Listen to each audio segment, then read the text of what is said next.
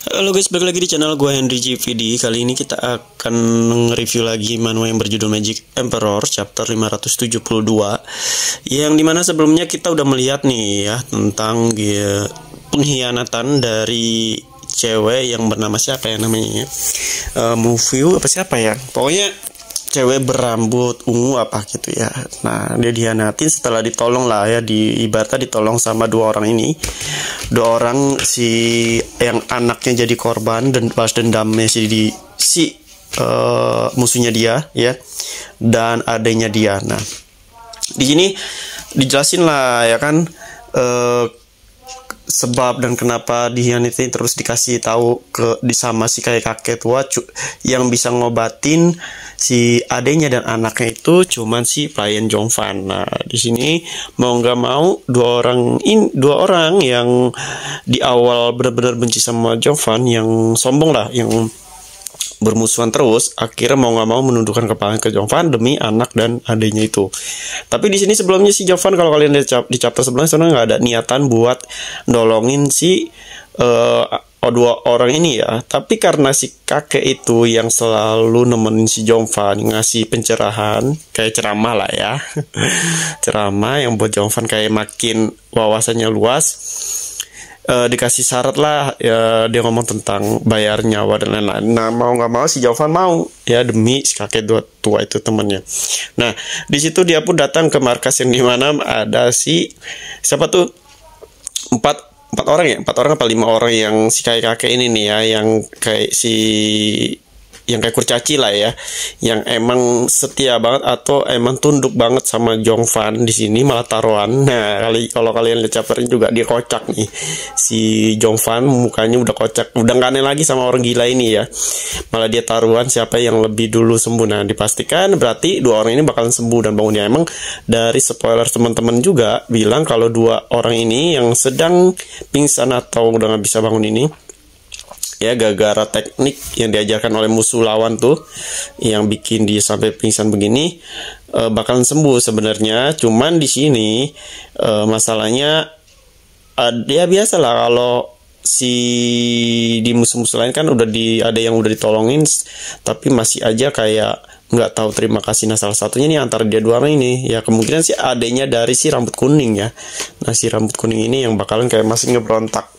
Tapi kalau untuk anaknya sih itu kayak enggak sih. Emang di awal itu dia emang kayak ngelihat Jongfan tuh hormat sama yang lebih tua, lebih hormat sama Jongfan, yang disuruh panggil paman gitu sih. Nah, di sini kemungkinan sih menurut gua dia lah yang bakalan setia sama Jongfan ke depannya yang diajarin, karena banyak juga spoiler yang bilang nama mereka kalau nanti diadain pertandingan ulang buat masuk ke kayak prajurit elit, prajurit dalam gitu. Nah, si laki ini yang anaknya si botak ini, nah dia itu dikasih pilihan nih, dia mau jadi pasukan elit. Dia udah juara tuh ya, harusnya masuk pasukan elit si sekte demonik, tapi dia memilih ikut Jongfan guys, malah memilih jadi berguru sama Jongfan lah. Yang sebenarnya si Jongfan itu nggak mau nerima murid ya, dia udah nggak mau ya, mungkin karena masa lalu kelam yang sebelum reinkarnasi itu ya, yang dihianatin sama muridnya sendiri. Nah, kemungkinan sih dia masih kayak ragu, cuma nanti mungkin diyakinkan atau kayak dikasih jarak lah sama Jongfan, entah mungkin dikasih ulet lagi, tapi nggak tahu ya, kita lihat aja ke depannya. Cuma beberapa orang sih sama Jongfan tuh yang dikasih ulet tunduk ya, biar dia tunduk. Nah, di sini mereka berdua ini bakal dikasih sebuah pil. Nah, gue nggak tahu tingkatan berapa, 5, 6 atau berapa atau 3 ya, yang dimana nanti dia berdua ini sadar ya, dan mulai membaiklah keadaannya, dan mulai kayak hormat sedikit, tambah hormat sama si Jongfan. Tapi yang cewek itu nggak kayaknya, maksudnya dia mungkin gak enak ya, kalau menurut sih begitu ya. Di awal kan dia nyerang Jongfan gitu aja ya, atas si suruhan tuh yang udah nyelakai dia berdua nih.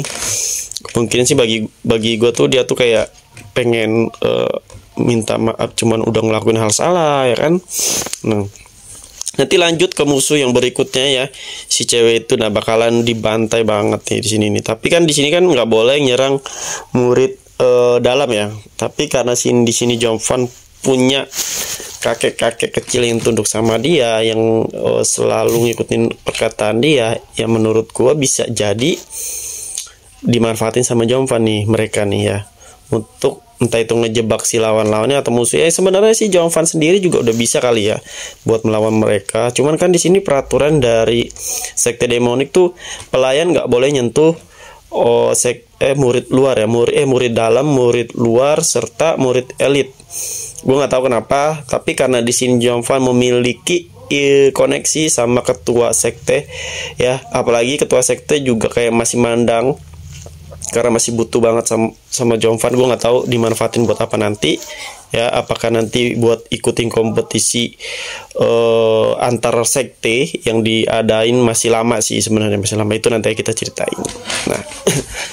Nah di sini kalau menurut gue nanti kekuatan dua orang ini nih, yang cowok cewek ini udah nggak bisa diremehin nih guys ya, karena mereka bakalan diajarin sama Jovan langsung tentang teknik yang benar-benar teknik ya, bukan hanya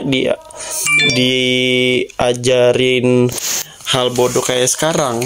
Nah yang sisanya itu pada belum tahu ya, sisanya si siapa tuh yang musuh yang udah bikin dua anak ini pingsan nih. Kalau dia tahu kalau Jovan ini koneksinya ketua sekte sendiri, wah bisa takut ya, karena kan di sini disembunyiin gitu. Maksudnya si Jovan ini emang nggak dibikin terang-terangan bahwa Jovan ini dipilih atau